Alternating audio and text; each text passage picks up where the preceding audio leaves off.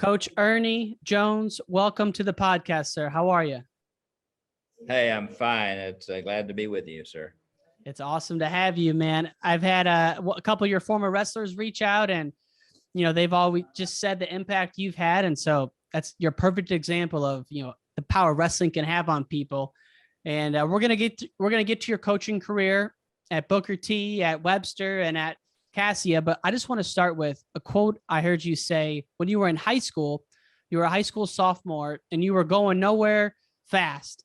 And basically, the wrestling coach approaches you, Coach Billings, and that kind of changed your life. So talk to us about your life before wrestling entered the picture. Well, exactly that. I tell it like this. Up until I lived out in the country, rode the school bus, and in the seventh grade, had a girlfriend. And after school, everybody went off walking around with my girlfriend. I was on a school bus, and so I say I got cool, Coach, about that time, Ryan. I got cool and started getting off the school bus. And things kind of went south from that point. Grades weren't as good as they used to be. And so here I am adrift, my sophomore year in high school. I mean, I don't have a thing going. My grades are bad, and that's where it all gets started. And did you have any goals for yourself in life at that point? Oh, no, not at that point. I honestly, it's a shame to be that far along and just kind of out there. It was mid-October, and that we had a brand new high school. We're on Route 66 there in Sapulpa, Oklahoma. And they built a brand new high school just a block away across the highway. And they came on the PA, Ryan, and they said, hey, new school is supposed to open in September, but it's October now. And we're just now getting it finished, and the doors are wide open, and nobody should be on that campus, let alone in that building. And as soon as school was out, me and this old boy, that's the first thing we did was went over there. And we're walking down this I don't know why. We're just walking down this shiny, brand new hallway. I don't know if it ever been walked on except by the workers. And came to the gym floor, and all the way at the other end, we heard a noise. And the whistles blowing and this and that. And we walked and peered in. And the worst possible human that you could see when you're not supposed to be somewhere was our coach, Jerry Billings, who had been my seventh grade, eighth grade health and physical education teacher. And he was Oklahoma A&M graduate. And he saw us looking in the window and came charging. And I swear, if I hadn't used the bathroom earlier, I would have done it right then, because he had taken the board to us way back in middle school, junior high. He slammed that door open, and we just froze. And he said, you guys want to wrestle? We never answered that question. Walked us straight down to the locker room and gave me a pair of Converse basketball shoes and a pair of gym shorts, and said, you can work out in that t-shirt. And I've been there ever since. Wow. I think that was just, honestly, I think that's a good Lord looking down and thinking, I got to do something with this guy. Let's try this. And you think about how many kids out there who don't have a Coach Billings, and they just go through life, and the next thing you know, they're like 35, 40, and they don't know where they're going. It's just, it's the power of coaches. I think he's a godsend. And honestly, from junior high, I didn't like the guy. He was cocky. He was arrogant. But I delivered the eulogy at his funeral. He proved out to be a guiding force in my life. And wrestling, of course, was the avenue. And what you said, he used a board on you. So when you grew up, that was commonplace for teachers to do that? Kidding me. Holy moly. One incident, we were swinging on the way his class worked, and I'll make it short and sweet, but you got your stuff on, you sat in your rows, and when he entered the floor,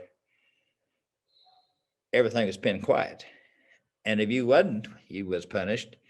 We were playing around on some rope swinging out on the stage one day, and he caught us, and he took us down and made us pull our shorts on that one and gave us 3. And it's the most painful thing. But I remember he would use that board in a heartbeat. And that went on for a long time, Ryan, in Oklahoma, maybe till the 1980s, something like that. What would have happened if your folks would have called in back then, or was that just totally out of the question? Not a thing would ever been said. No. I love hearing about those old days. And so you get involved with wrestling, place at the state meet, but then I thought it was cool that you didn't go on to you went to college right away, but then kind of fell off, and then you ended up going to night school, right? No, I'll tell you what I did. I made the team as a sophomore. The toughest guy in the room grabbed me, and that was the greatest thing that ever happened. And I think he taught me to wrestle twice as fast as anybody ever would because he was so good, and I was his partner. So I made the team my sophomore year. I had a winning record. I didn't qualify for state, but I did place fourth my junior, and thought I was going to win it my senior year. There's a little mess up in the regional, but I wound up third in state. So then I didn't get any offers. Certainly, this is Oklahoma, so you don't get third place offers. And but I wanted to wrestle. But I worked a year, and then had an opportunity to go to Northwest Missouri State in Maryville, Missouri. And I went, had a semester there, did well, working out at home at Webster High School. I was national champion. Dwayne Miller was the coach at the time. And I asked if I could work out with him on Thanksgiving. And he kind of doubtful. It was like, well, I guess. And I was able to, by Wednesday, I'd probably beat everybody in the room. And he finally just asked, who in the hell are you anyway? And he had good connections with Oklahoma, got me set up to go meet assistant athletic director named Port Robertson and to wrestle at Oklahoma. And I was in my second, now time's passing. I had a car wreck, broke my jaw, had to wait a semester, got there and Port let me get in the room. Second semester off to a good start. This is the height of the Vietnam War. And I get drafted into the Vietnam situation. And I'd passed the physical because the head coach at OU was Tommy Evans. And when I got drafted, I was carrying 15 hours of B. And 15 hours is supposed to get you out of it. I wasn't trying to avoid the draft. I wanted to wrestle.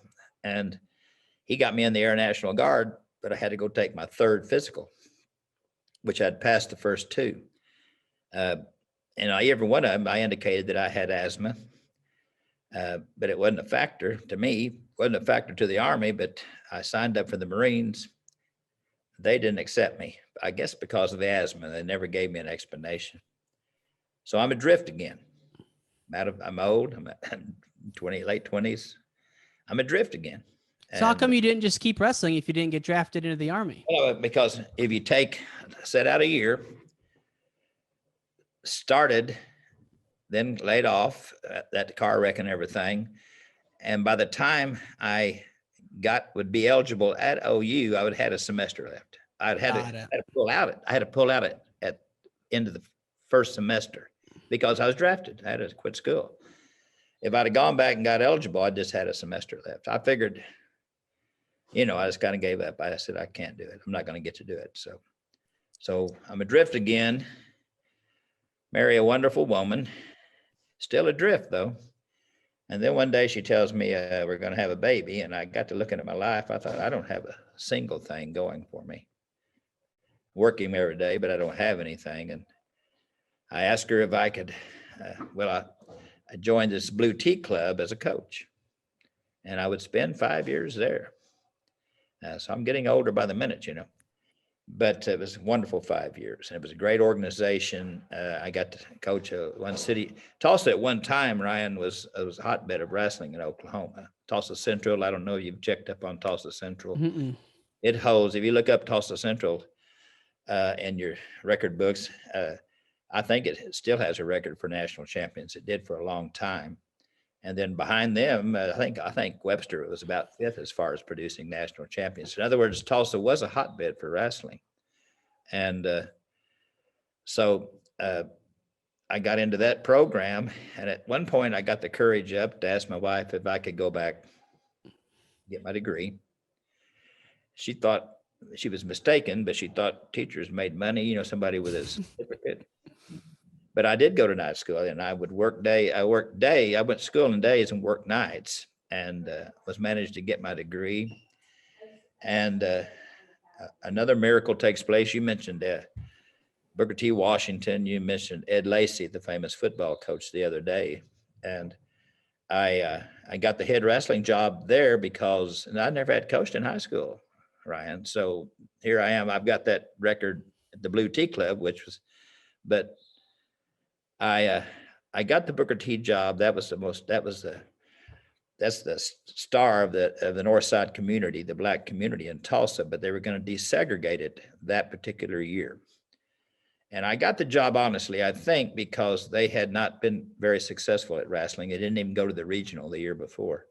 I think I got the job because nobody else wanted it. But I tell you what, I wanted it, and it's probably one of the greatest blessings that's ever happened to me.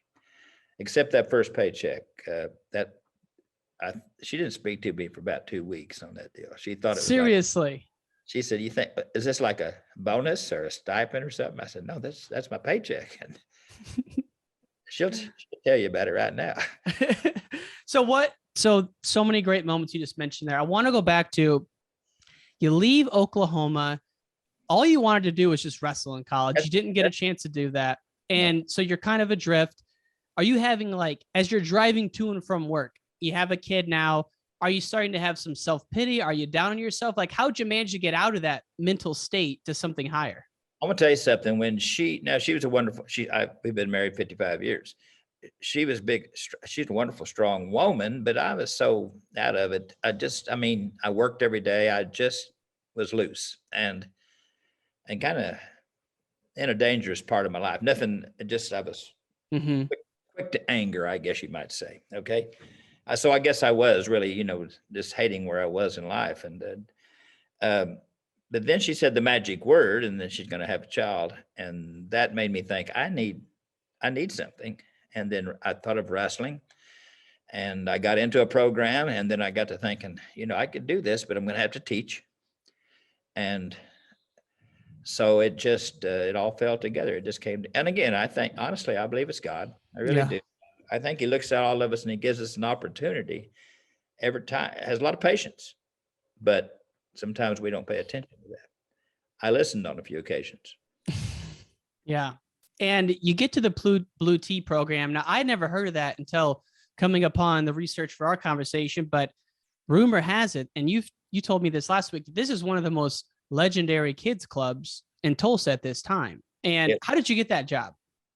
Well, once I decided that I wanted to do something with my life, I just went down and joined. And it's the west side of Tulsa, west of the river, where the refineries are, and hard-working blue-collar people worked at the refinery or worked on the railroad there. And like I say, if you check that out, you check the number of national champions. Rodney Kilgore would come out of there. Tremendous output of national champions.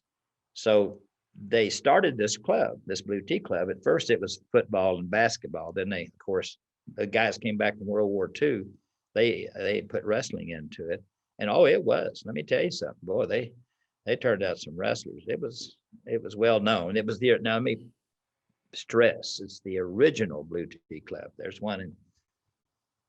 As time passed, somebody stole the title, took it across the river, but that was not Blue Tea Club I was in, and that Blue Tea Club, that was Robertson Rules of Order or something like that. I mean, it was strictly run, and it was a business, but they produced some great programs. They really did. So to be a member of that and won city championships, and I'm telling you something, to win that city championship, that was doing something, because that Tulsa was a hotbed at that moment of wrestling, and it's gone away now. Like all inner cities, it kind of fades away, But I won 4 out of 5 city championships, and it was fun. Did you start to realize that you have a gift for coaching and a gift of communicating?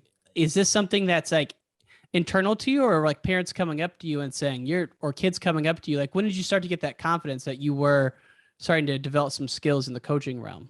If success breeds maybe overconfidence to some point. You get to thinking that you're probably the best thing around, and so that boosters your feelings. I really was confident that I could coach at the high school level, and I thought I'd be a success. But maybe just being young and somewhat ignorant sometimes it's not a bad thing. It kind of shields you, from the truth. But I just came out of there feeling like I could whip the world. I really did, and I thought I was good. I did, and I didn't say it out the greatest technician in the world, but I could teach you how to wrestle. And I believed in them. This is an all-black school. They integrated it at that point, but it was 50-50 at that point. But it was the pride of the black community. And I was just tremendously excited about it. And first day of practice, Ryan, I had 30 kids. I thought, man, I'm on my way. And I had a normal practice. Next day I had 13. This is at Booker T now, right? This is at Booker T. Okay. I had 13 kids. I thought, well, okay, maybe that first day was a little rough. But by the end of the year, I had 21. We went 5 and 6 in duels. Beat one of the old-time powers in the city of Tulsa, Will Rogers High School, in my last duel. So I thought, well, I'm on my way now. But it skyrockets after that. It does. Now tell me about Booker T. Washington High School. Were there a lot of white teachers there during that time, or were you one of the few? No, what they did, the high school I interned at was Tulsa Hill. And Tulsa Hill and Booker T switched principals. The black principal at Booker T came to Hill, and the white principal went to Booker T. And so it was a mixture, and the population of the school was exactly 50 white, 50 black. Now, there might have been some other minorities in there. Yeah. And it was privileged to get in there. You had to carry a certain grade point. And like I say, it's the pride of that community. It still is.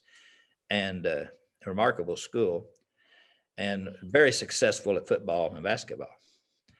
And that had the head football coach, you mentioned him the other day, was Ed Lacey, and he was a brilliant football coach and a brilliant member of the community. And he had tremendous success at football. And he had taken his football team off the football field one year and had some champions, had some great champions. The skill was there, the athletes. He didn't know how to wrestle, but those guys were just.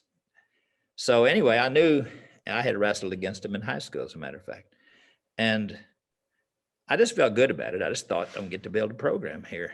And yeah, it was just 7 of the greatest years I've ever had, because we lived together, we wrestled, we created a pretty strong bond. So you lived with Ed Lacey? No, the kids. Oh, yeah. Okay, gotcha. Because I had read that Ed Lacey, did he create the program there the year before you took over? No, he had 1 year. He had coached it. I don't know if it's 1 or 2 years. When we wrestled against him in high school, Ed Lacey was the coach. Okay. And they were really good. We had a state champion heavyweight, and we went to Booker T to wrestle, and our heavyweight was state champion, and their heavyweight, named Ed McQuarters, who was all pro in the Canadian League, one of their greatest players eventually, played with him like he was a toy. It was pretty impressive. Had maybe 2 or 3 state champions, but he turned it over to another guy. And by the time I got there, it was, like I say, they didn't even go to the regional the year before. Wow. So you're taking over a program that's from bare bones wrestling, but I just want to spend a second on the football, because we all love Oklahoma wrestling and it's huge there, but I got to imagine high school football in Oklahoma, massive, like biggest thing in the world. And so to have a team like Booker T, I mean, they must have been just the talk of the town back then, the football team. They were. And I tell you, so I get the head job wrestling. I'm really excited. Then I get told that I'm going to be an assistant football coach. And I just, now think about this. I don't know crap. They're the champions. So I go to Mr. Lacey, and I'd say, Mr. Lacey, I don't know anything about football. You'll be all right, coach. He said, I'll put you with one of our assistants. And so that first day I'm with the assistant. We're over there with about 9 very good looking offensive line and defensive linemen doing those early drills, little chopping, and he starts it. I'm standing there just scared to death. And he says, take over, coach. I'm going to go talk to Mr. Lacey.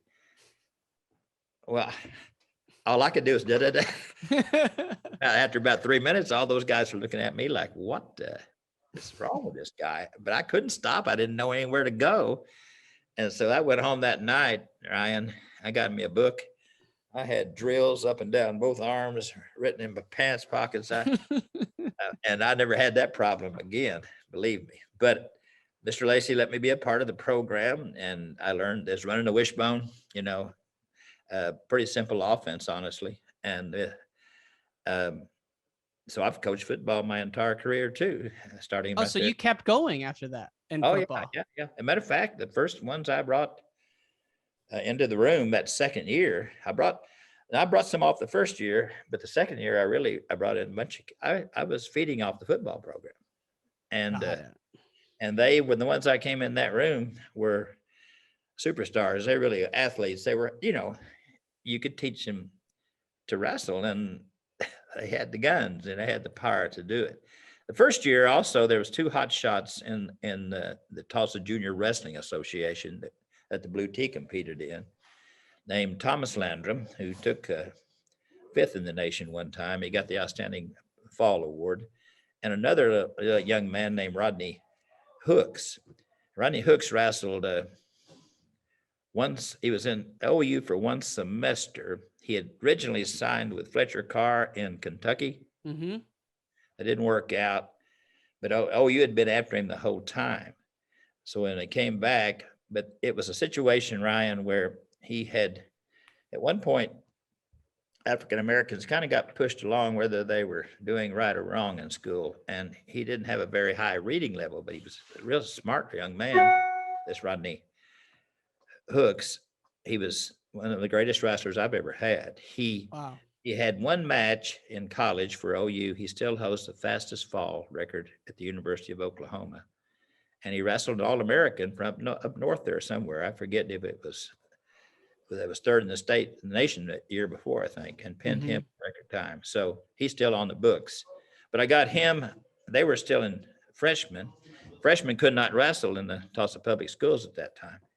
And I just stole them. I took them everywhere I went. I put them in my car. I took them to high school duels with me. I wrestled them exhibition, probably completely against the rules. And I just kept him under my arm. And when I say we lived together, I picked him up. I took him home. I did anything I could do to help him. We slept together.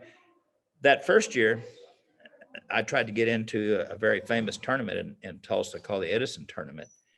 And none of the Tulsa schools would let me in their tournament because we weren't considered good enough. But by the third year, we got in those tournaments. But so we had to travel across the state to different tournaments. And I asked them if we didn't have means of money. So we slept in the gym, and they would let us sleep in the gym. The gym. That's right, Ryan. I'm going to tell you something. It's not a bad deal because you don't have to worry about getting up and going away, and you're already there. And we just we'd sleep on the mats in the practice room. Did that quite a bit. But you know what? And we traveled in a van. I bought a van. It was a passenger van. Not a passenger van. It was a cargo van. And I put shag carpet in it. My brother-in-law put me some good-looking wood panel walls in it. And we slept in it. We traveled in it. You could get 24 people at it. He didn't have any seats. No, 24? You could get 24. Now, of course, when I was traveling to wrestling, I just had a team, but Yeah. I've had it used. But we traveled in it. You get pretty tight when you're sleeping in the gym floor. Now, when we're in Tulsa, when we finally started wrestling in Tulsa, I could take them home during the breaks and to my home and everything. But Wow. you get a pretty close tie when you do it that way, And those guys, I talk to them all the time. They call me. We just had a good thing going. We really did. And when you start to get these guys in the program, and for folks who don't know, your teams at Booker T, you won 4 straight in the late 70s, took second in 1980. So you're rolling at this point. And and then at some point, the one, the only Kenny Monday rolls through the doors. When did you first lay eyes on the great Kenny Monday? Well, the Monday family, Mike, Jim, and Kenny, and a wonderful family. And the two older boys, was wrestling at Tulsa McLean. Now that's the other North Side school. And Mike was a national champion. He wrestled for Bobby Douglas. He was a state champion. He wrestled for Bobby Douglas at Arizona. And Jim, he kept getting beat in the state final by this guy named Leroy Smith. Ooh. But he was a great wrestler, obviously. That's the only guy that beat him. And so Kenny was coming up. Everybody who knew. And look here, I didn't even have a thought that I would get Kenny Monday in my program. But in 1976, our third year of our program, we put 6 in the finals. Took 7, put 6 in the finals, and we won the state championship first night. Now, the Monday parents, Elizabeth and Fred, are Booker T graduates. They're watching this situation, okay? Jim has graduated, Mike's already gone. And they were Booker T graduates, and they were watching, and they just made it. Now, here's a problem, though. Still, Tulsa Public wasn't allowing freshmen to wrestle on the high school team. Mm-hmm. Mondays began to go to the service center, not unbeknownst to me, and getting that situation set up. So they finally, the Governor's Open in Norman that spring, they called me up into the stands and they said, "Hey, Coach, Kenny's thinking about coming to Booker T." And I was just awestruck. I just went, "Oh my gosh!" Because he was like a legend in the kids' ranks already, or was he kind of an unknown quantity? Oh yeah, Kenny Monday, and I just was, and so we're getting ready to wrestle a freestyle match right at that moment. I'm going to go down and coach him for the first time. Got beat. I thought, well, I blew this deal right off the bat. But they overlooked that one. And he came in there into the room. We were already state champions. And there was guys in that room. He was a little old skinny 100. I think the weight was, might have been, they've changed the weight. So I think it was 15. He was the second man up. And there was guys in that room that could handle him. He's a little bitty guy. And so he was surrounded by champions and people he had grown up with. So he fit right in. He was very quiet. I always,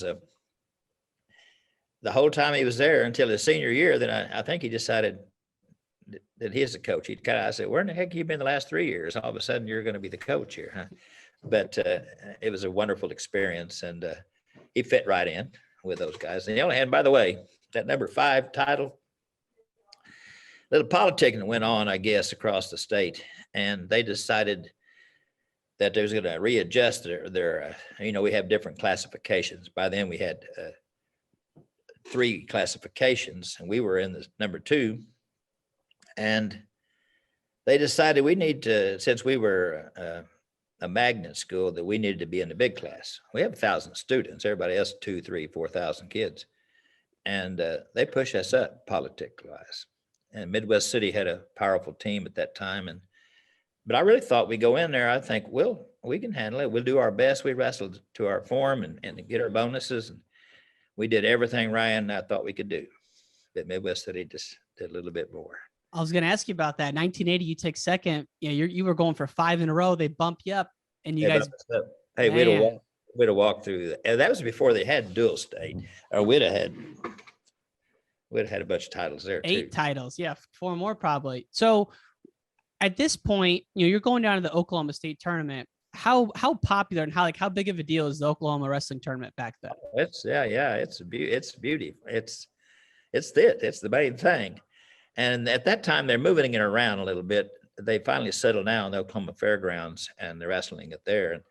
But one time we wrestled at Gallagher a whole bunch. Wow. And that was really, I think, special there to wrestle at Gallagher. But it's big. No, it's a big deal. And, people sometimes scoff at the fact we have the different classifications, but it just puts more kids on the mat.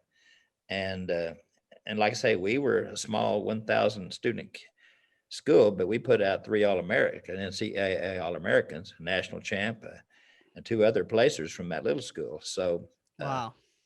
So it you know what, that school could still be producing. It's got the athletes. It's just the culture and the mindset. And I left when I did leave. I left it. They were runner-ups twice. I think they should have won it. But I guess the chemistry wasn't right or something, Yeah. Well, and to that point, I wanted to ask you, I do want to talk about Kenny Money versus Mike Sheets. Don't let me forget that, because that's a high school match that's just legendary. But yeah. Tell me about when you get in there, you get to Booker T, and I'm not so much interested in the technique because there's a lot of guys who teach technique, but what are you doing to instill a culture, or like, what are some of the building blocks you're putting in place early to create some success with whatever you're doing? Is it culture? Is it attitude? What is it for you guys? I've been asked that a million times, and I'm a very fundamental wrestler. I wrestled 3 years in high school. Great coaching though. Oklahoma A&M turned out great wrestlers, and my coach was a great coach. Technical, he was very technical, but my style of wrestling was simple as heck. It was good doubles, good singles, stand ups, and we rode back in those days. And so I just had a good foundation of being a wrestler, and I was built well for it. It fit me. If I'd had couple more years in school, the guys that beat me were always 3 or 4 more years of experience. But I think that really it was not the technique, it's just the sincerity. They knew I cared for them. They knew that. And I slept with them. I ate with them. I stood up for them. I believed in them. I could get emotional because I still do believe what we had going. And I think that was it, honestly. Yeah. You can see the truth. When somebody's real, and they knew it wasn't about me. They knew that I believed in them. And I tried to get them into school. I had Hooks, the little boy named Hooks. Stan Abel had him ready to go. Jerry Stanley was his assistant, supposed to sign him on that Friday night, and called me and said, "Hey, coach, I'm supposed to be there at night. You think I could do it in the morning?" I said, "Yeah, he's going to sign with you." But the coach at Kentucky, I think it was Fletcher Carr, came into town to sign a couple other kids I had, and took them all out and signed him at night. So when Jerry Stanley came around the next morning, I said, I took him over and we found out. I went, "Oh my gosh." And, I honestly believe that that's what cost Hooks the opportunity to be the wrestler he could be. And you ever talk to Kenny about it and you ask him about Rodney Hooks, and because he got lost at Kentucky, he never, I don't know if Fletcher kept up with him, but he was back in about a month. So lost that semester. But the point being is we had him set up. Thomas Landrum, the same year, he has Coach Gable and OSU on the phone, and had his own press conference, and then signed and went with OSU. But he took 5th in the nation 1 year. Mm-hmm. And so it's just that. And so that's the chemistry. Those two guys could wrestle. And when you have guys like that can wrestle, you bring in like Kenny, and then you bring in these athletes who wrestle them every day, that helps them to learn. They come along real fast when they have somebody that they can go compete with and go against. And those 7 years were really nice, right? And it was fun for me. They had fun. And like I say, I'm still very close to many of them. What was the tensions like with the desegregation and the busing back then? I didn't feel it. I didn't see it. Obviously, by them not letting us in those Tulsa tournaments right off the bat, I felt that way. It's about the only time I've really felt that way.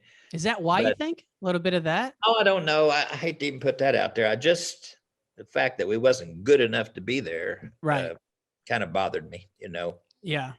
But so I can't say that honestly, but it wasn't. And now look here, when the word got out that I had the Booker T job, I had a lot of negative advice from white counterparts. "Oh, you don't want to do that." But you know what? I knew I wanted to do it. That was the whole thing. And I, with all my heart and soul, I tell you what, when I got the job, I was weighing about 200 then. I was powerlifting, and I used to have black curly hair. And it was the only time my hair was in style, Ryan. I just get up in the morning and fluff it. I just get up and fluff it, and out the door I went. And love it. Just fit right in. Man. But so I think, go ahead. I was going to say, so you talk about you're sincere and they know that. What about goal setting? How are you talking about that with the guys? Oh, yeah. But, really what angered me the most was the academic preparation some of them had, okay? Not all, some of them. And I just felt so cheated that they weren't prepared to go to college, like in the Hooks case. And even Thomas Landrum, who went to OSU, he doesn't have a degree. And I was really trying to push him to, I said, you need to finish your degree and you could be a coach and teach PE and coach wrestling. So I finally got his transcript. And that was before you had to be working towards your diploma. You had to be working towards your graduation. Mm-hmm. He didn't have anything that matched anywhere near completion. So that angers you. That to me is probably the only thing I think racially that bothered me the most was that. Yeah. And so you're working with the program, you're committed, and like I don't know at what point your wife realizes that you're going to be one of the greatest coaches ever, so you're going to be gone a lot. But I mean, you got to think from probably, I don't know when football practice started, probably like July or August through March, you're gone a lot. Did that ever come up as an issue? Amen. It still does, as a matter of fact. After 55 years. Yeah, it's good to know it never goes away. Her right now, she'd tell you. Look here, and also you look here. So I got these 3 little boys, and I'm off every weekend. You said it right. The 2 older ones started at 5. The younger one, Rodney, started at 4. So every weekend through their growing up until they got to me, she was in an old hardwood gym somewhere sitting on a bench taking those boys across the state of Oklahoma. So she's got a right to complain, I guess. And she tells me about that all the time too. That's funny. Always gone. I said, well, I know. But you gotta make, there's a balancing act, and there's sacrifices to be made. And I'm sure to you, those guys on the team were like your sons. And so, you know what I mean? Yeah, they know I care, and I do care for them. It's just I still care for them. I can get emotional thinking about some of them, and they've been, and for the most part, they've been very successful. Those kids that came through that program with me, for the most part, most of them turned out to be firemen, policemen, different orders, life. And of course, Kenny has gone on to being the 3-time Olympian, and I got to go to we visited that school he's at now up in Ohio. What is that? That's yeah. What is that? I noticed he was there a couple. I don't know the name of it, but I know exactly what you're talking about. I can't think of it right now, but no, it was just that Booker T Foundation was wonderful. And the reason I left there, everybody always asks me that, because you know what I think, and I really believe in it. And again, I'm not coming off as a great technician, but I believe we had it perpetuating, and that if I just stayed there, as far as records go, I think we could have matched anybody in the nation, because it was perpetuating. I wasn't going to change. But I have 3 little boys, and now I started coaching football, right? And there's baseball. I coached them in baseball. I started them wrestling. And the older one was reaching the point that, and they were still in the Blue Tea program. So they were doing, but that program was going away. The city was changing, that community was changing. And they got in on the very end of that program, that Blue Tea program. So what do I do with those 3 little boys? And that's when I had to make the change. And it was simple. I told my principal, I said, I've got my 3 little boys. And he said, well, you could bring them here. And I said, well, they like to play football. We don't have a baseball program. And I coach football. They ain't gonna play football here. Wait, that's how good Booker T was. That your own sons probably, and your sons were legit wrestlers. So like you could fit, but that's how good the football program was back then. They were. Look here, the tallest one's 5'9". All right, and he wasn't 5'9" until full-grown man. And they played good football. They did. Rodney was a quarterback. Biff was a quarterback. Sean played multiple places, running back, defense. They got to play. That's the point, Ryan. They got to play, okay? And they played baseball. And I coached them both in football, baseball, and wrestling as they were growing up. But I just realized that I needed to be with them, and that they wouldn't, I didn't think they would do well in those other 2 sports. And so I just, I told my principal, and he was really shocked. I said, I'd like to stay here and teach. And I had a young man who had wrestled for me that I thought would do a good job. And he said, well, Tulsa, you had to go on a trim list that first year after you turned down a head job. I said, well, okay. And no sooner did I do that, my name hit the list. Tulsa Webster picked me up. That's where I live. That's where the kids were going to school. And that just happened like that. Mr. Lacey actually got mad at me over that deal, thinking that was a plot, but it wasn't. That's just the way it happened. And what kind of school was Webster's compared to Booker T? Well, at that time, it was just almost completely white. But like I say, it was a blue collar neighborhood. And as time passed and times changed, when those kids graduated from Webster and got kids, they moved out. They didn't come back to the community. So it's completely changed. We lived there all our lives. And the school has a great record. You check their national wrestling record, it's really good as far as NCAA. And but the community went away. It was changing. By the time Rodney got out of there, it was probably the last good years that they had. And but we still have family there. West of the river was our home. It was west of the river, and we still love, the community. And so you get there, and ultimately you do win some state titles there, if I'm not mistaken, at Webster as well, right? Right. Oh yeah, we won 4 state titles there, but they had been good. They really had been good, but it seemed like they got into just being good was good enough. The thought of winning a state championship, I don't believe it entered anybody's mind, and I had to change that. I had to change that culture. With the older boy, I coached his football team. They got good. My career, I think we've been runner-ups my entire career, at least 12 times state runner-ups. That hurts, My older boys team lost the state title by a half point. And there's a story to that. But point being, it drops off after him. The middle boys teams, there was a little politicking going on. You're the coach at the school, you live in the community, all of a sudden, it's a coach's sons, it's all this, it's and all that, Right. So it drops off. And with Rodney's bunch, it drops off. We were runner up. We always top 3 or 4, but we didn't win the title. But in Rodney's bunch, I made up my mind.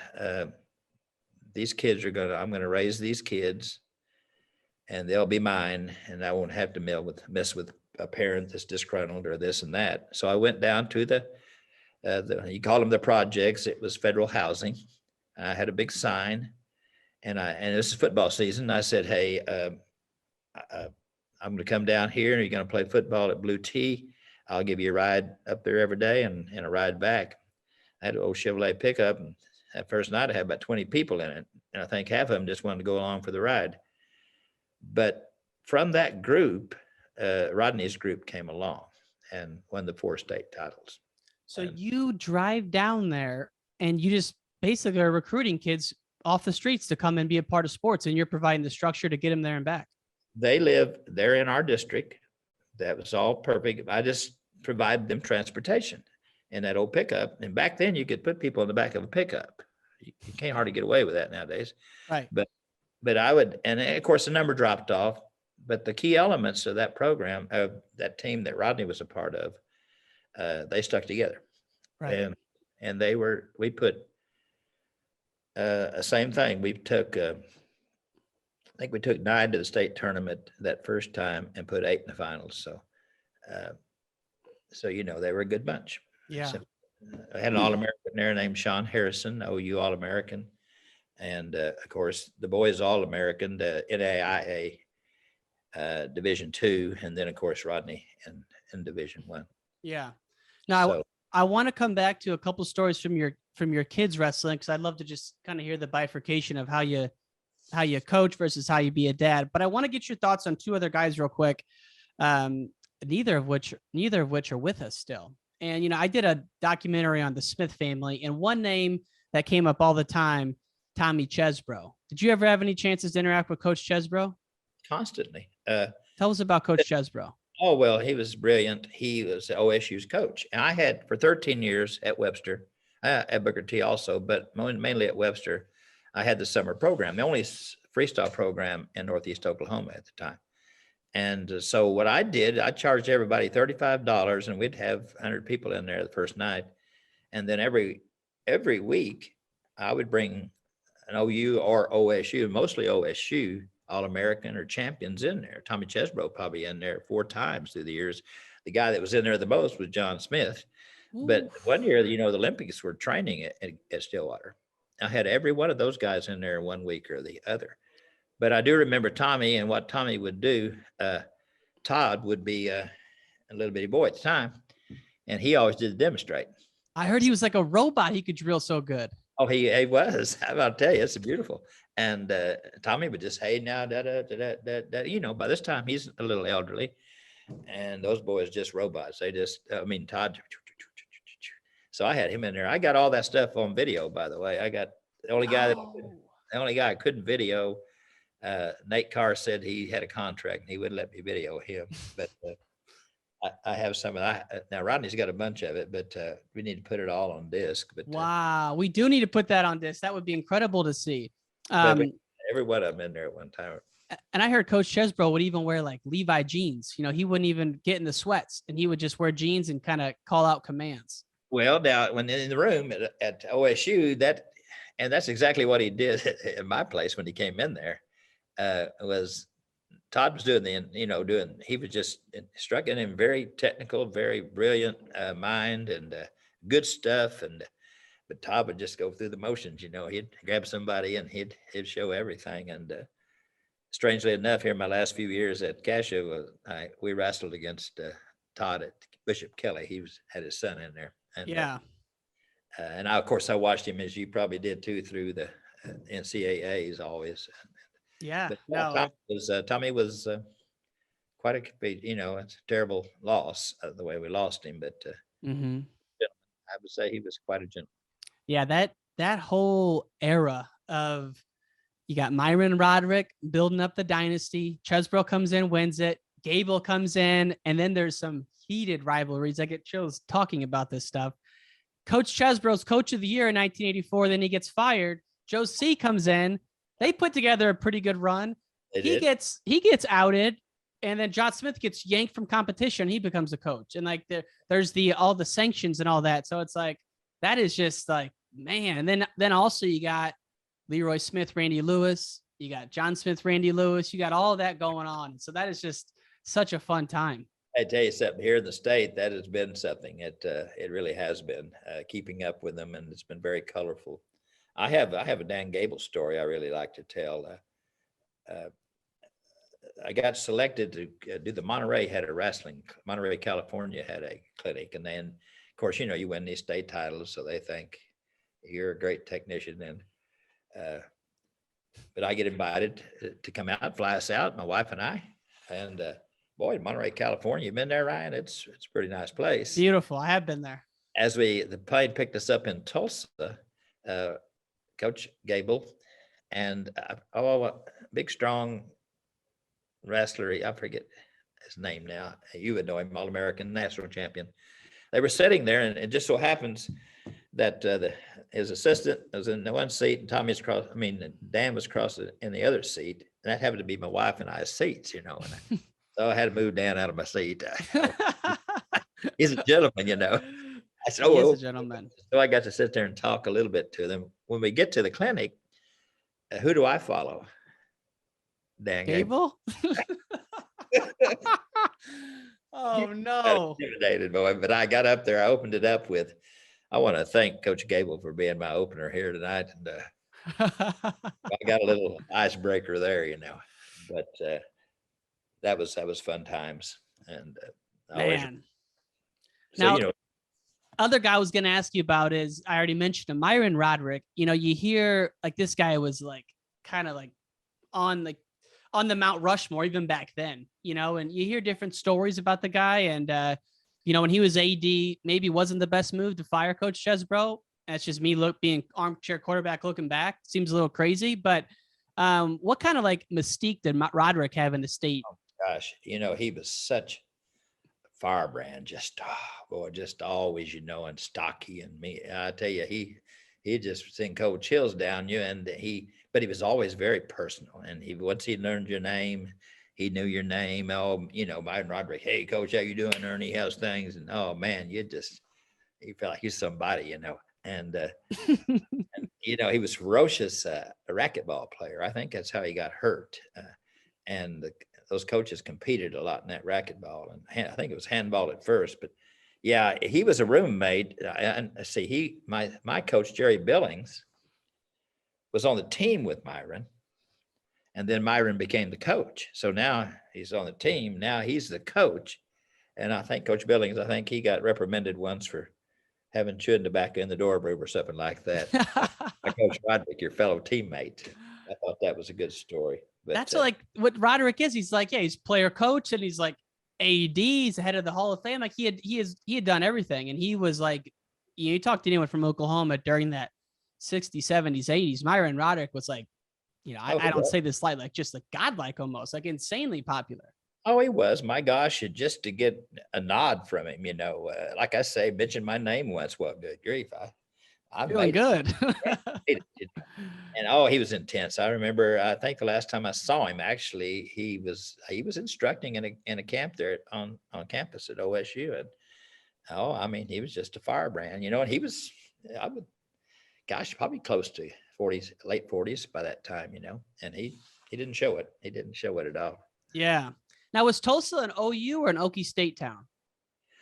You know what? If you get to looking at national champions, they had a lot from Oklahoma. A lot of them did. Tommy Evans was a national champion out of Will Rogers High School in Tulsa. Billy Carter was a Webster national champion. But they also had Oklahoma A&M national champions, before they were the Cowboys.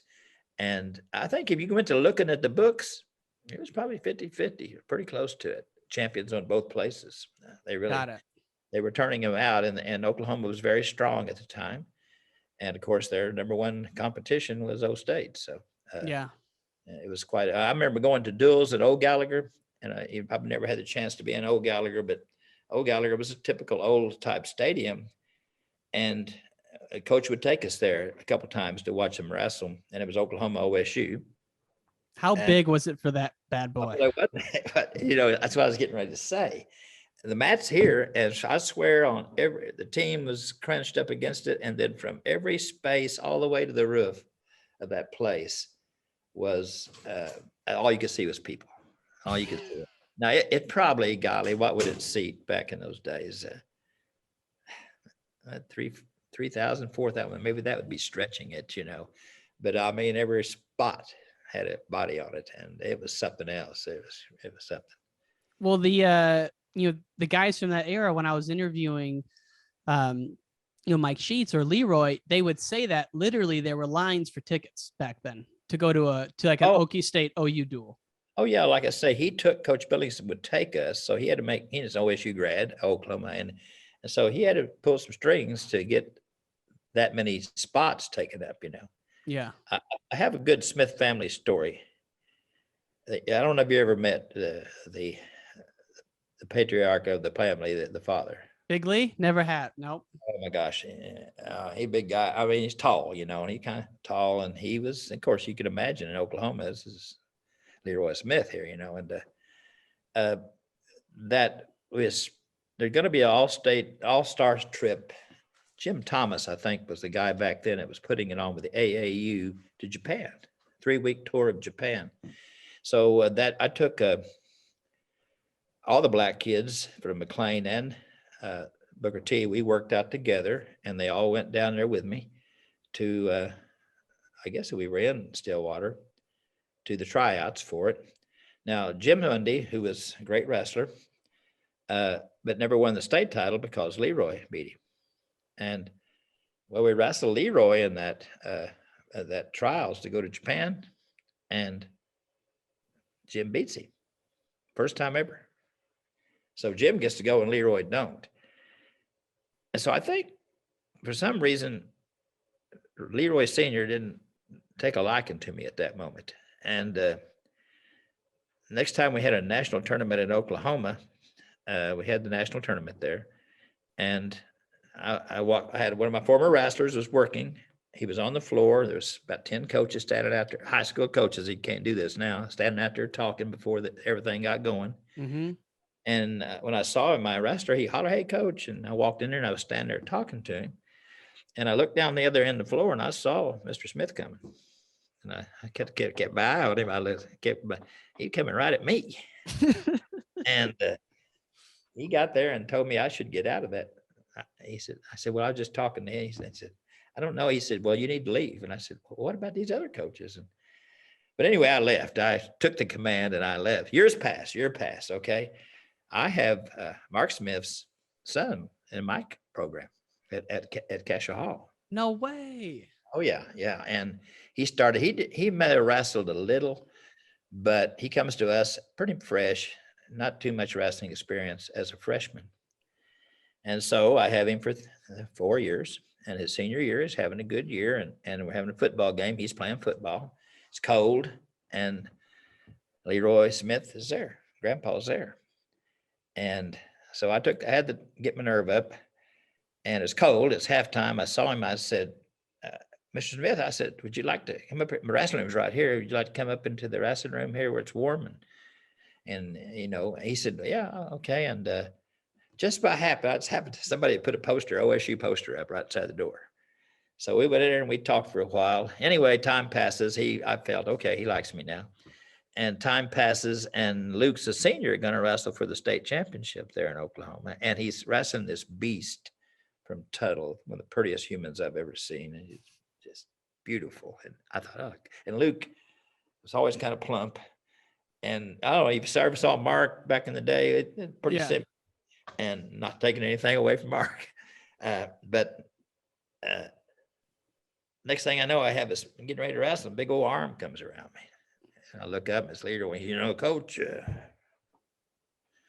none of my sons or grandsons have ever lost state championship. Woo! I go, oh, God. Man. Luke Penn's a big old boy. You're good. You're golden now, Coach. I love that Luke. I'll tell you what, he pulled it. Man, that's crazy that going back to the Japan trip, though, knowing like how influential the Smith family was, that they let that decision stand and they didn't, everything just kind of played out. Crazy. And see, I think we had, I don't know if we had 10 people, but just so happens, I took, of mine, I had 1, 2, 3 of mine, and then McLean had 3. So we took 6 kids on the 10-man team from North Tulsa on that trip. Now, I wasn't selected to be the coach. Right. They had already selected their 3. Mickey Martin was one of the coaches, Homer McClure, Ray Nunley, and Mike Redding out of Duncan. So they had 4 coaches. They were the coaches for that team. But I get a phone call. And the phone call was, Coach, we've decided that you deserve to go. Come to find out, one of the wives mentioned to my wife, they let him go because he was familiar with the Northside athletes. Okay. Of course, I knew that all along, but it didn't matter to me. We spent 3 weeks in Japan. You don't get to do that very often, Wow, that's amazing. And you think back to, youth wrestling now is massive, right? Kids wrestle all the time, but Oklahoma was the first to really have that structured youth program where there was tournaments every weekend, and it was serious back in the 70s and 80s, and obviously now, but back then it was pretty unique that the kids program was that developed. And so, your kids growing up, they probably wrestled all the time, right? They did. Oh yeah, constantly. They're 3 sport athletes. But come wrestling season, football's over, they hit the mats, and they obviously, all 3 of them All-American at different levels. And I think little bitty things, the middle one, I think could have been an All-American at the division. He wrestled at Central, took I think 3rd his sophomore year at the Division II. But he, and I think he would have been definitely a Division II national champion. But he said, I'd rather take a shot at being a Division I wrestler. So, yeah, it was just intense. And And every weekend, like you said, that little kid's wrestling. I came home once from a high school tournament when the older boy was a freshman, and he went with me, and she had the other two. And I came home from a high school tournament in Wagner, Oklahoma, at 12:30, 1 o'clock in the morning, and my wife wasn't there, and those two boys weren't there. And I sat there for about 30 minutes. I thought, well, I know they were at Sapulpa, and I thought, well, surely they're not wrestling. This is nearly 2 o'clock. When I got there, Ryan, that parking lot looked like it was midday. They had unlimited entries. And she'd been, well, Rodney was a youth, and he was asleep waiting for his final match. This is by 2:30 now. In the morning. Yeah. And for the first time I experienced that, I go, oh, well, we'll never do this again. It's either got to have a limitation on it or what. And she, bless her heart, they were right there, 2:30 in the morning. I sent her and the kids home, and I stayed because Blue Tea was wrestling. So I stayed until they got through. So it's probably 3-something before they finished. That's kind of crazy. Holy smokes. That's what I'm talking about, though. Like the Oklahoma Youth League was crazy back then. They're well organized now, and they do wrestle a lot. And that's good. It's just, I believe in I think you should experience high school. I think you should, if you want to be in multiple sports, you should do that, and so yeah, we have a grandson right now that is a good football player. And he made the team as a freshman here at Broken Arrow, but he plays football and he wrestles. So yeah, that be a limitation. I don't know, but that's the way it is. It's tough, and it's I've had a number of people on here from the Soviet Union, and over there they do it the opposite. A lot more practice, limited competitions until they get older. I think they may be onto something. I think a lot of people can see that now, but I think so. I want to ask you about got a couple of things to cover with you still. We're having so much fun talking. I want to ask you about 2 moments from your son's career. One good, one maybe not so good. So start with the not so good. So I just want to understand how you process a loss and process defeat, because you seem like such a positive guy in that perspective. But, Biff was your oldest son, right? No, Sean is the oldest. Biff's the middle boy. Biff's the middle. When he got second in 91, and that was his senior year. Is that right? Right. That's Biff, yeah. How did you guys process that? Because I'm sure not being a state champ, being the son of a legendary coach was very tough. And that was probably I'll tell you what, if I had to rate the greatest kids I've ever had, and be honest as just a wrestling coach, that boy was as good as anybody he ever was. Here's the thing. He didn't shave until he was 27 years old. Now, he's proud of a full beard now and all that stuff. But, there's some chemistry involved with maturing. You know what I mean? Oh, yeah. So technically, he was as good as anybody. He didn't have the full strength. He'd do some amazing things. But I think the strength factor hurt him more than anything else. And that was a very hard loss, that 91. And I don't want to go into the opponent, and let's just put it this way. I had one of Rodney's teammates in the freestyle a couple, maybe 3 weeks after that state tournament. This guy who wrestled 130 in that tournament came in the room at about 122. Usually you go the opposite way when a tournament's over with. So I'm not going to go into that, but Biff, that was hard on him. It really was. Well, the reason I bring it up is I just want to know what you are saying to someone after a rock bottom, heart wrenching loss like that. Cause everyone's going to experience it. Wrestling, it kind of matters, but really it's later in life, death in the family, lose a job. There's going to be hard moments. So I'm just wondering what the great Ernie Jones says to someone when they're at rock bottom and how they get back up. I think, I wouldn't have any brilliant speeches. I know that we just simply loved him, and he knew we loved him, and I kind of get emotional thinking about it, but I think he knew he had his support. I know he believed in himself, and he proved it. He moved on and proved to be a great college wrestler, I thought. Doggone, I wish he had matured. I wish we had had him at Division I all along. But everybody can do that, you know. Yeah. I think mainly is the fact that he knew how much confidence we had in him, that we believed in him, no matter what. And that certainly he handled that well. I think he handled Yeah. it well. He did. And then your other son, Rodney, he's the youngest. He is. He goes to Oklahoma, 3-time All-American. I mean, that's like the 0.1% of the world. And in '99, they win the Big 12. Were you there for that, or were you coaching high school? No. In '94 when we won that last title, I knew I needed to go watch them, and it was time. I was kind of tired at that point, and so I resigned. I was athletic director, and I resigned the coaching and the athletic director job, and all I was doing was teaching. So now she and I could go anywhere they were. So no, we were everywhere they were. We were somehow. Getting to California sometimes is kind of rough, but no, we followed them everywhere they went and watched everything they did. And Yeah. that was a blessing for sure. So I forgot you retired. That's right. I was going to ask you about that. So you retire, and then in '98, you retire from Tulsa Public Schools, right? Right. I taught that. That's the period there from '94 to '98. I was following Right. those guys. And at that point, I went to work. Here's how smart I am, Ryan.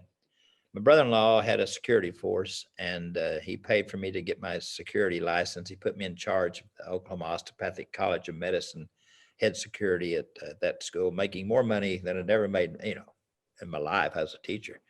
And my boss is my brother-in-law. Take off anytime I want, 5 days a week, 40 hours a week, more money, no stress. It was killing me.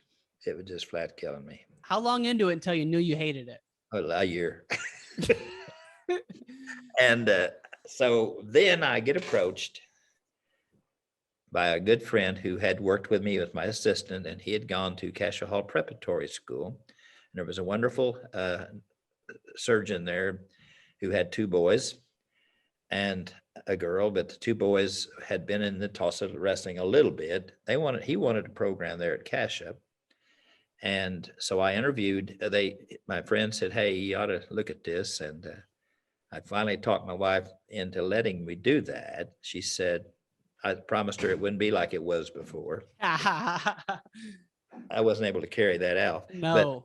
But so that's how I got into that program and back into coaching, and spent 21 years there. What's the first thing you did building that program? Well, when they hired me, Dr. Garrett was my close friend to this day, and the other gentleman who were putting up the money for the program, my salary, had to find a facility. What do we need? They said, what do we need to start a program? And I said, well, we got to have a facility, and we need a mat. And they said, we'll get at you someplace to wrestle. Can you get the mat? And I said, yeah. They said, we'll go order you one. And they flew me and my assistant, Holly Evett, to, where's Wrestlight at? I don't know, actually. Yeah.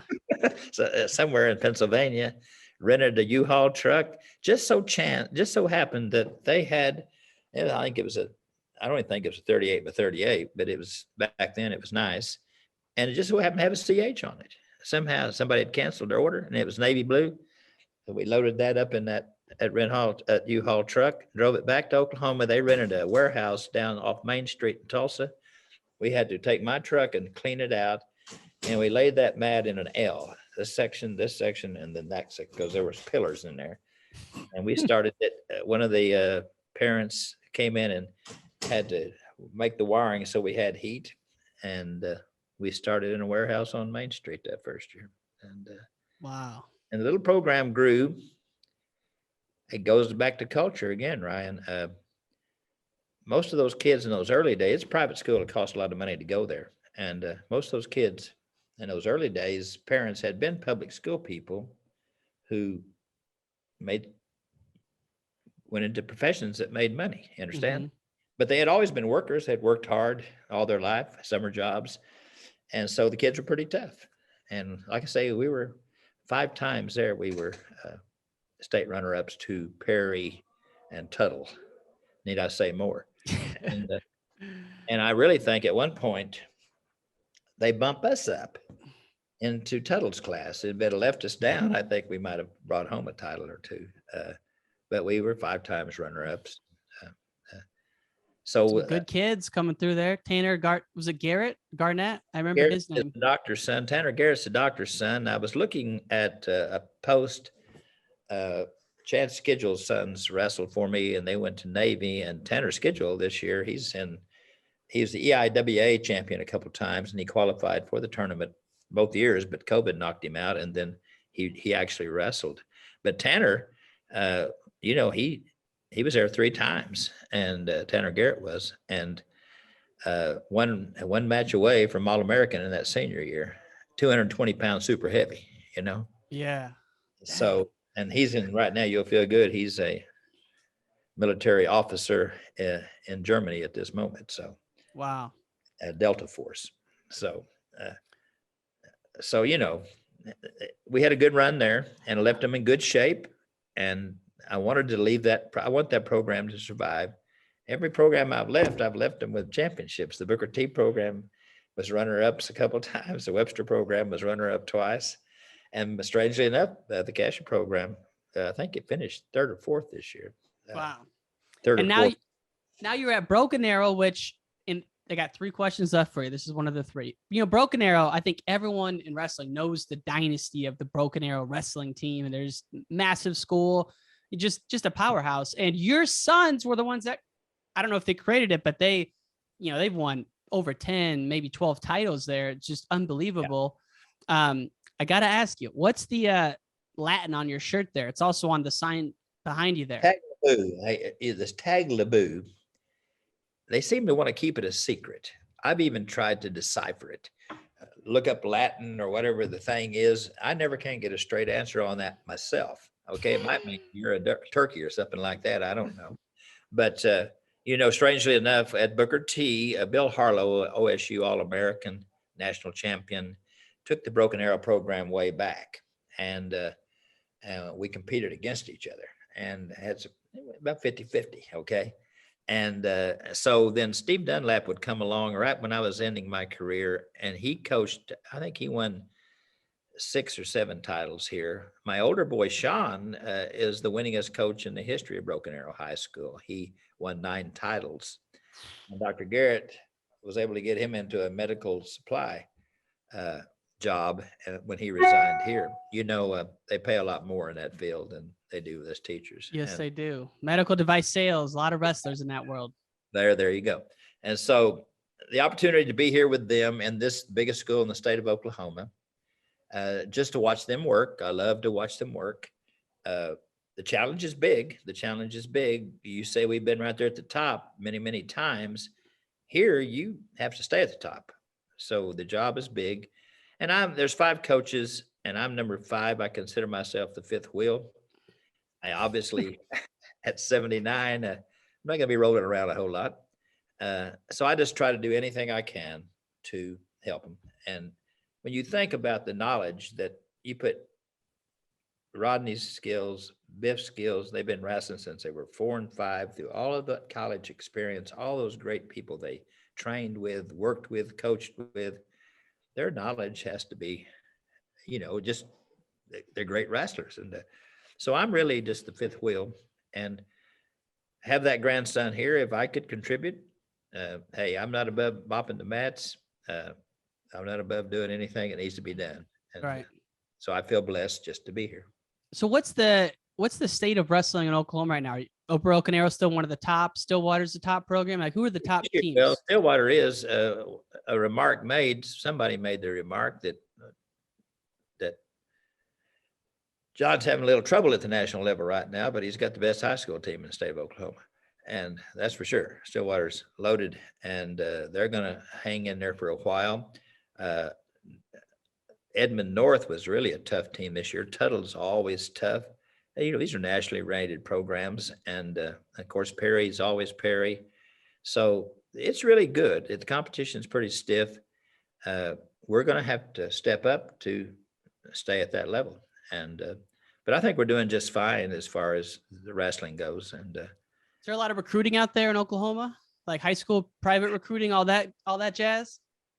You know, I probably think there's some going on, to tell you the truth, but maybe people would just rather pick up and move to a better program. I don't know. I don't think there's any enticement going on, but if you have a child and you feel like he deserves to be at a better program, and if you could legitimately make the move, but you're not supposed to go out there, as you well know, and say, hey, how about you coming over to my club? And I never did. And I don't think the boys are either, but I'm not to say it's not going on somewhere. Right. We both know. It's just interesting because, you know, in Chicago, the dominant programs are always private Catholic schools. And not always, but I know my friend Mike Powell's, you know, he's upset with me right now because he had Oak Park River Forest as one of the great public schools. But traditionally, the private schools, they don't even hide the fact that they're going after 8th graders and they're trying to get them to go there. Are there any private powerhouses in Oklahoma, or is it all public schools? No, it's all public. The high schools that are, and of course, there's no second level and no college level Catholics, but I'm aware of that too. All across the nation, you'll see these private Catholic schools predominantly doing well, and certainly they just bring in anybody they want to. Kenny's program that he's trying to build there, that's doggone, I wish I could think of the name of that place. But we were there, and according to him, it's going to take him a few years it costs a lot of money to go there. Yeah. And so that's a handicap, you know, but he's there to try to build that into one of those powerhouses, you know. You got to get someone to pay for the kids' tuition. That's the next level. Well, that's true. And that's high finance in this school. I think somebody said it cost around maybe $50,000. So, you know. Wow. That's now, crazy. I may be wrong on that, but he's there to build. It's a school that concentrates on sports. Mm-hmm. Yeah, and then of course the great education, of course. Well, speaking of Kenny, and this is the second to last question, just give me your thoughts on what you remember about Kenny versus Mike Sheets. It's great. First off, you know, and I may have it wrong, but we wrestled Mike as a freshman with some other kid. I think we beat him. I think we wrestled him as a sophomore with another kid, and we beat him. I'm pretty sure that's a fact. And I don't want to get Mike mad at me because he's a pretty tough guy. But we don't see him as a junior. Now, he's a little guy. I'm talking little guy those first 2 times, okay? And so we don't see him as a junior at all. So it's a home duel at Booker T. And he was wrestling for Tahlequah High School. And really, you know, it's Kenny Monday. Geez, he's not even been tested in 3.5 years, you know? And so and his parents, his mother especially, was a very beautiful woman, still is, very fiery, very fiery. I've seen her in those Blue Tea days and the Tulsa Junior Wrestling. I've seen her jump people out, boy, I mean, give them a scolding. And she was beautiful, and she just intimidates you. And so, but of course, no problem, because we never lost a match, right? And so we're wrestling Mike Sheets, and we're ahead, going in 3rd period, and Mike ties it up. And back then, you could have a tie. And the match ends. I remember kind of stunned, and then it dawned on me, where's Elizabeth at? I wanted to see if she was coming down the stairs, but she was sitting peaceably up on the top. So okay, a month passes, and we're at UConn tournament there close to Oklahoma City, and Mike and Kenny in the finals. And it's 3rd period, and Mike's ahead. Mike's on top. I think it was a matter of 15 seconds or so to go. I know Kenny, in the last few seconds, hits a good reversal, but I think he gets 2-point exposure out of it to pull off a 1-point win. And no sooner does he do that, he looks up at me and kind of, I had this all along. And our heart was just going like that, you know. And then we used to go and scrimmage Stillwater. And that's when Mike and Kenny are there, you know, OSU. And then they'd invite us down. We get to come down and just sit on the edge of the mat and watch. And I watched Kenny and Mike. Golly, that was the most colossal practicing I've ever seen in my life. It was just head to head, beautiful wrestling. Hardly any give or take whatsoever. It was just majestic. And I just sat there completely awestruck. And they were great workout partners. And of course, proof's in the pudding when they hit. Jeez, unbelievable. So when they wrestled that first time in the dual meet, Kenny Monday, rumor has it he had never lost a match. Never, like you said. Oh, he lost that one freestyle match with me, and so he might have lost some elementary matches when he first, he had those two big brothers. It was just like at our place. We didn't have any furniture in the front room. They didn't need it. And those two big brothers, they did exactly what my boys did to Rodney. They just tormented him. And so it was pretty obvious. Now he was just thin. Oh, he was just a little frail looking guy. But he was a legend already. He was a legend coming out. Like I told you, I was completely shocked that he was going to come to Booker T. And that mother and that dad got the rule change so he could wrestle as a freshman and become a four-timer. I guess wow. They had to get the rule changed, and he did. And he was the third four-timer in state history. So, wow. And then how big of a name was Mike Sheets coming into that match in the dual meet? Well, once he tied Kenny that junior year, I'm sure his stock went up pretty high, and I wouldn't doubt that he came in there undefeated. I didn't know his record personally, but by the time they met at UConn a month later, there was everybody in there was focused. Oh man! And it was a beautiful match. Mike, just a few seconds there, Kenny pulled it out at the very last second. And, yeah. So I mean, if it had gone on, they'd probably wrestled. Well, just like I said in that practice room, when they was in that practice room, they made each other a lot better, I think. Look at that. I mean, those are the Oklahoma State teams that never won a team title. It's insane to me. You look at Kenny Monday, Mike Sheets. I mean, good Lord. There's so many more. I mean, there's tons more. John Smith was on some of those teams. Just a lot of great guys. Last question, Coach. Thank you so much for your time, by the way. This podcast is called the Wrestling Changed My Life podcast. So I just want to get your thoughts. You've seen wrestling impact the Olympic greats. You've seen wrestling impact guys we've never heard of that wrestled 1 year, and they say wrestling impacted their life. How have you seen wrestling shape and mold people over your tenure? Here's a story. Building that program at Cascia, getting those kids out. I had a doctor's son. And I got him as a sixth grader because when I went there, I said, I want to teach in the middle school, and I want to coach the middle school football team, and I'm going to recruit. Okay. And I had a doctor's son. And so I start from nowhere in Tulsa, Oklahoma. That's hard start, boy. And so I had him all the way to getting ready to start his sophomore year. He's going to make me a good wrestler. And he quits me. He came to me and he told me he had thought it over and he wanted to concentrate. He's 135 pounds, 5'6", wants to concentrate on football. And I said, come on, man. I said, geez. But he had his mind made up. He's very serious about it. And so he turned his stuff in and he quit. Okay. And every time I'd see him in the hallway from that time forth, all the way through until graduation, he wouldn't even speak to me. 18 years later, I get a letter from him apologizing for quitting.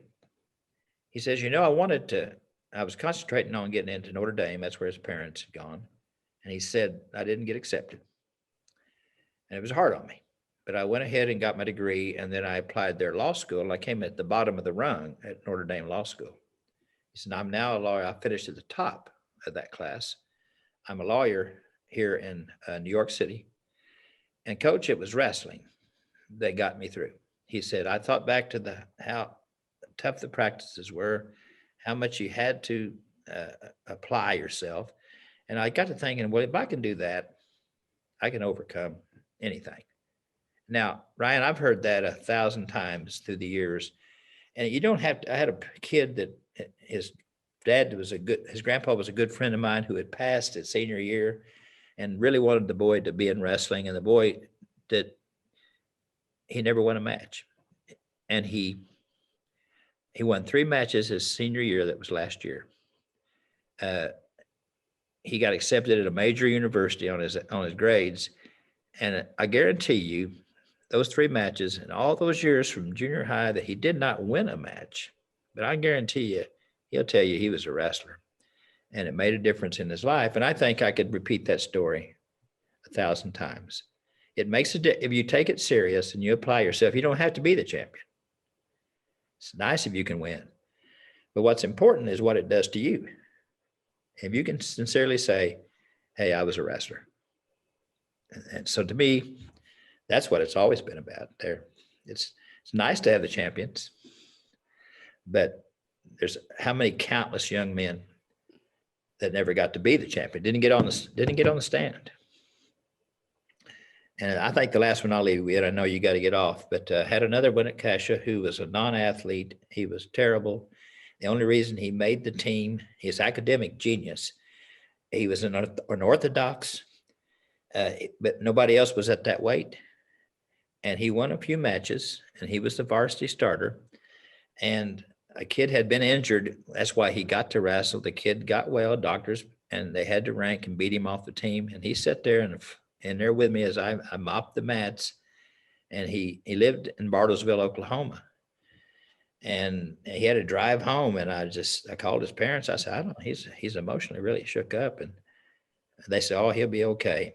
He goes to Duke. He wants to go to MIT, but he doesn't make it. He goes to Duke. He has to step down a notch to Duke. And gets in the ROTC, becomes a Marine combat officer. Talking to him, he says, Coach, I figured if I could wrestle, I could do anything. I think that's the story, Ryan. I bet you're going to hear a bunch.